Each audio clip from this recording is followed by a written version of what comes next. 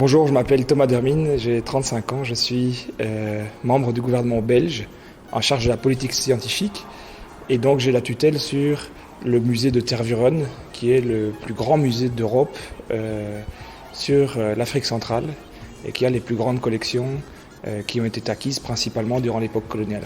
Vous avez rencontré les autorités congolaises, des experts congolais également. Quel est le bilan justement de vos contacts? Vous rentrez avec quoi? Je pense qu'il y a au Congo et en Belgique une conjonction de phénomènes qui fait qu'il est temps et qu'il est mûr d'avoir un nouveau dialogue avec une nouvelle génération qui pour la plupart n'a pas connu la période coloniale et donc qui est prêt à regarder notre relation de façon différente et de construire un avenir sur de nouvelles bases. Et nous avons envie de travailler et nous avons exprimé cette volonté à la communauté académique et au gouvernement congolais sur la reconstitution du patrimoine culturel comme un ciment pour reconstruire cette relation entre le peuple belge et le peuple congolais. Mais après avoir échangé avec les experts et les autorités du Congo, qu'est-ce qu'ils vous disent?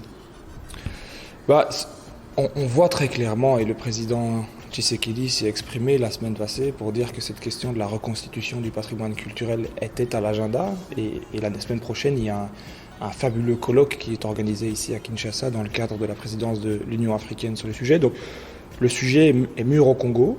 Nous, en Belgique, le gouvernement a pris aussi une décision de s'engager dans cette voie-là. Et donc maintenant, il faut que le dialogue se construise et une façon potentielle serait de créer une commission mixte composée de façon paritaire avec des experts de chacun des deux côtés qui regarderait au cas par cas les demandes de restitution et qui, le cas échéant, pourrait accompagner le retour de certaines œuvres ici au Congo. Vous avez déjà en Belgique une feuille de route depuis juillet? Oui, nous avons effectivement balisé une feuille de route au sein du gouvernement belge.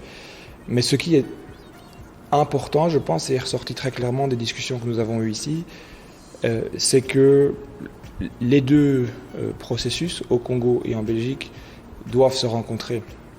Et donc il faut pouvoir aller chacun à son rythme et pour avoir une approche qui est 100% partagée et pour construire les bases d'un vrai dialogue. Oui, les œuvres d'art sont très importantes, mais ce qui est surtout important, c'est le dialogue et le processus de réconciliation entre le Congo et la Belgique qui ont eu un passé commun et parfois un passé trouble qu'il faut pouvoir assumer, regarder en face. Et c'est ces discussions qui sont tout aussi importantes finalement que la restitution de l'objet. Et comment la Belgique peut accompagner justement ce processus de restitution pratiquement? Je pense que ce qui est très important, c'est non seulement l'acte moral, l'acte symbolique de redonner finalement au Congo ce qui n'aurait jamais dû être pris, ce qui a été volé par nos ancêtres n'appartient pas à la Belgique. Il n'aurait jamais dû quitter le Congo et il appartient au peuple congolais. C'est important, la restitution, ce qui est important, c'est de l'accompagner. Comment vous l'accompagnez concrètement? On l'accompagne typiquement en réfléchissant déjà aujourd'hui avec les musées, avec les gestionnaires de réserve ici, pour construire à la fois l'infrastructure et les compétences qui permettront de préserver ce patrimoine qui a une valeur incroyable et permettre de lui faire traverser le temps et encore des millénaires pour que nos enfants, nos petits-enfants continuent à en profiter après nous. Les plus urgents aujourd'hui, c'est quoi? Le plus urgent, je pense que c'est à deux niveaux. Il y a un processus politique qui doit s'enclencher pour finalement jeter les bases de ce dialogue et de cette commission scientifique. Et ensuite, je pense qu'il faut dès aujourd'hui, et c'était l'objet de la visite ici en République démocratique du Congo, travailler sur comment fait-on pour préserver, pour conserver au mieux les œuvres au Congo. Il y a un travail incroyable qui est fait par les équipes ici au Congo. Il y a un nouveau musée national qui est fabuleux.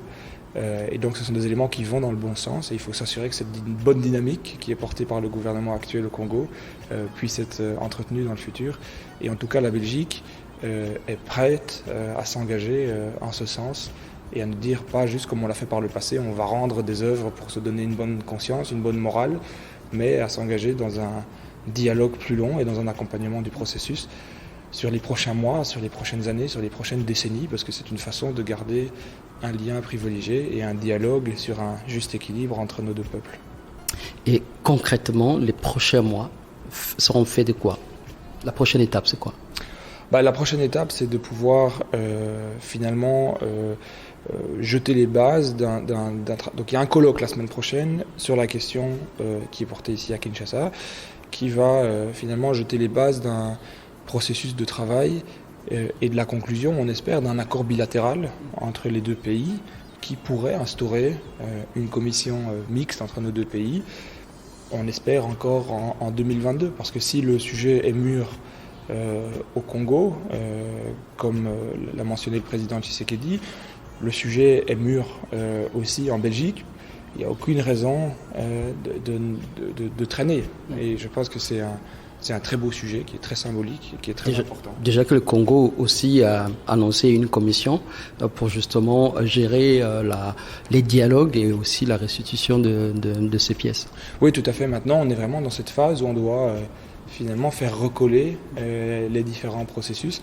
Il y a une volonté qui émerge au niveau belge, il y a une volonté qui émerge au niveau du Congolais. Et c'est magnifique en fait, de se dire il y a un espace-temps qui est énorme. Et là, on a une fenêtre d'opportunité dans l'histoire où il y a une volonté qui émerge des deux côtés, au niveau congolais, au niveau belge.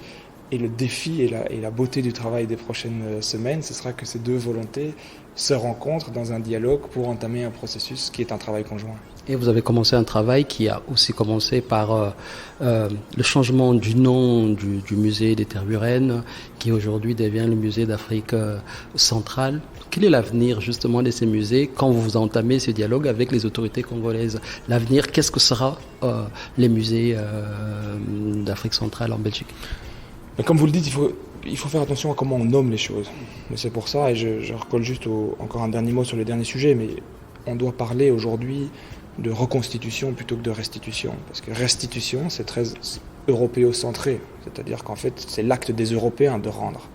Alors que l'important, c'est de se mettre dans une perspective des pays coloniaux, du Congo, qui est de reconstituer un patrimoine qui a été pris, qui n'aurait pas dû être pris et qui permet de finalement se reconnecter à la mémoire, à la spiritualité de ses ancêtres. Sur le musée de l'Afrique centrale, qui est effectivement l'ancien musée colonial belge, il faut savoir qu'il porte très mal son nom, parce que ce n'est pas un musée en fait, c'est avant tout un centre de recherche, un centre académique. Et moi, ce qui m'a frappé lors de ma visite ici, en République démocratique du Congo, que ce soit aux archives, que ce soit ici à l'Institut des Beaux-Arts, que ce soit au Musée national, c'est à quel point les collaborations scientifiques entre le musée et entre ces différentes institutions au Congo sont riches. Partout où on allait, il y avait des équipes de Congolais qui ont passé du temps à Tervuren, qui ont bénéficié d'un accompagnement technique du musée. Je pense que ces liens sont très très importants et en tout cas il y a un engagement clair qui est pris, que ce soit par la ministre de la Coopération et au Développement et par moi-même, de faire durer finalement ces liens dans le temps. On voit dans votre même discours des mots qui sont bien choisis. Est-ce que ça c'est en lien également avec votre âge, 35 ans, avec ces poids de l'histoire? Comment vous appréhendez, comment vous vivez cela? Est-ce que c'est cela, votre âge, votre génération a un impact sur votre façon de voir les choses et dans la façon dont vous abordez la question avec les autorités congolaises et vos homologues congolais? Certainement. Vous savez, aujourd'hui en Belgique, il n'y a qu'un ministre dans le gouvernement qui était déjà né au moment de l'indépendance en 1960. Et donc il y a un véritable changement générationnel qu'on ressent aussi très fortement au Congo. Et donc oui, notre regard, notre rapport est différent avec le fait colonial. Et à la fois sur une volonté de pouvoir regarder le passé dans les yeux et pouvoir assumer aussi une partie de l'héritage qui est trouble. Le roi Philippe a enfin exprimé des regrets par rapport à la période coloniale et à ce qui a été fait par ses ancêtres dans l'État indépendant du Congo. Et donc on peut assumer ça. Et ça, c'est le propre de ma génération. Et aussi, je pense que c'est le plus important, c'est aussi une volonté de construire un futur fraternel entre deux peuples, entre deux générations qui n'ont pas choisi, qui n'ont pas construit ce passé, qui doivent l'assumer et qui ont envie de le construire sur des bases fraternelles et un juste équilibre. Je termine par une question. Vous arrivez peut-être un jour à la fin de votre mandat. Qu'est-ce que vous aimeriez vous laisser comme héritage dans ce dialogue que vous avez entamé avec vos homologues congolais? Je pense qu'il faudra que la mécanique de faire ce travail scientifique pour analyser les œuvres, effectivement avoir des premiers retours soit enclenchée, mais c'est un processus qui va nous dépasser. On n'a pas voulu, comme d'autres pays, dont la France, venir avec quelques objets et montrer. On peut vraiment s'engager dans un processus d'analyse long, et surtout, je pense, le plus important, c'est que j'espère qu'on dira qu'on a permis, à travers finalement ce cas très spécifique de la restitution d'objets, engager un vrai dialogue de réconciliation et de pouvoir se dire les choses sérieusement sur nos blessures, sur nos peines, sur nos espoirs pour le futur. Et c'est ça vraiment l'objectif de la démarche.